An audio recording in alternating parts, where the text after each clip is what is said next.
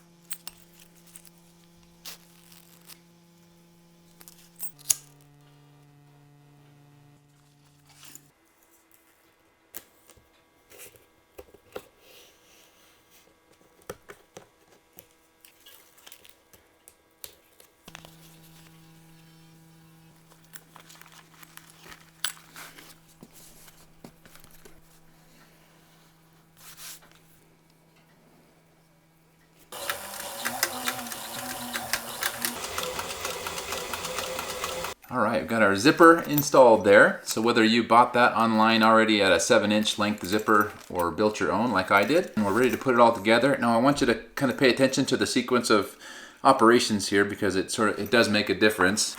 So the first thing we'll want to do is install all of our snaps. So here we're going to put the male snaps on this card pocket, and then on this big flap we'll put the female snaps.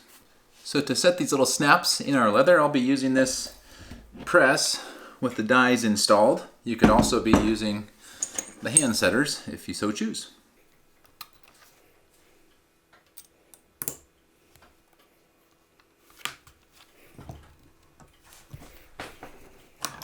I'll show you the other way too with the hand setters. So we use this little anvil. Set our cap on there. Put the female side up. We'll use this one first.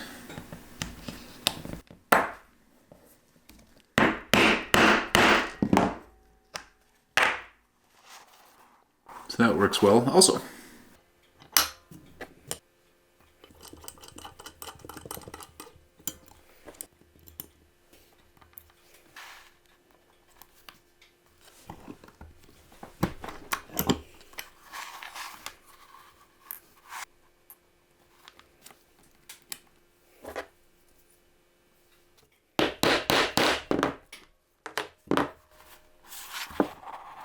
Okay, so the next thing we're going to do is to attach this main panel to the zipper pocket panel. We're going to leave this wide open. We're not going to fold it over yet.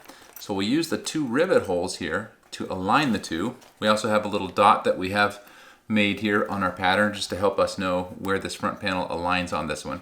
So we're going to line these up. We're going to glue along these outside edges, but not sew yet. And then we're going to stitch on these inside stitch lines. And then after we do the stitch line, put a little reinforcing rivet just to make sure that never comes undone. It takes a little of the stress off of the stitched seam there.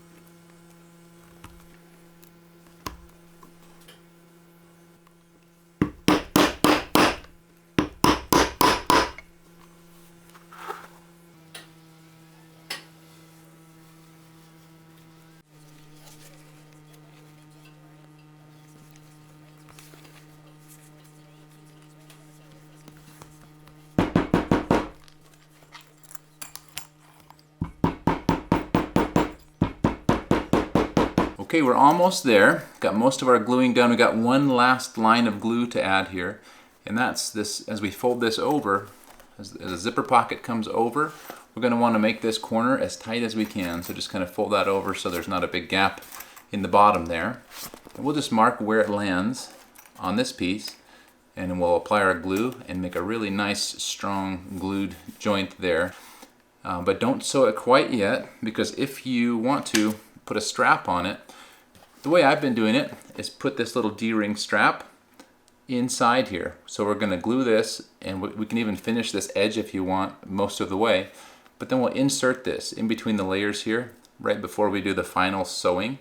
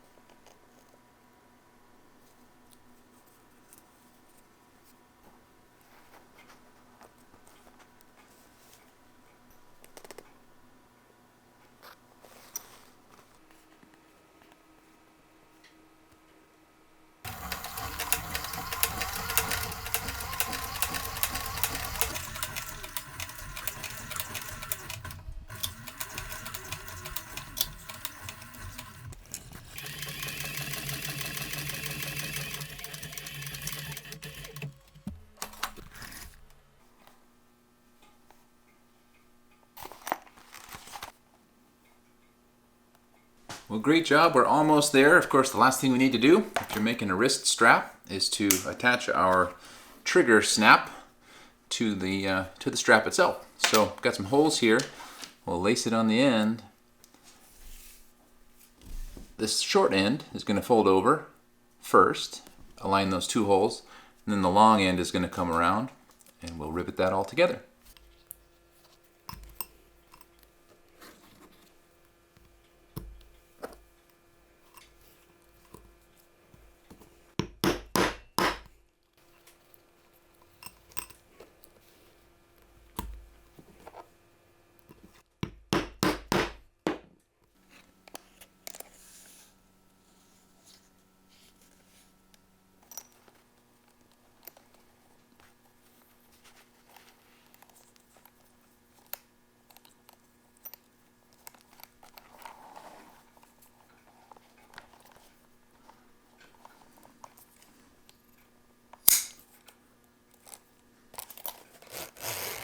Well, that was a fun little project. Thank you so much for joining me. If this is a project you want to tackle, go ahead and grab the pattern from the link below and make one for yourself. And if you are a hand stitcher, don't be discouraged that you don't have an industrial sewing machine like this. I stitched this one by hand. I think it turned out even better than the one on the machine. So please be encouraged that if you are just stitching by hand, this is a great project for that as well. Thank you. God bless you. Have a great day.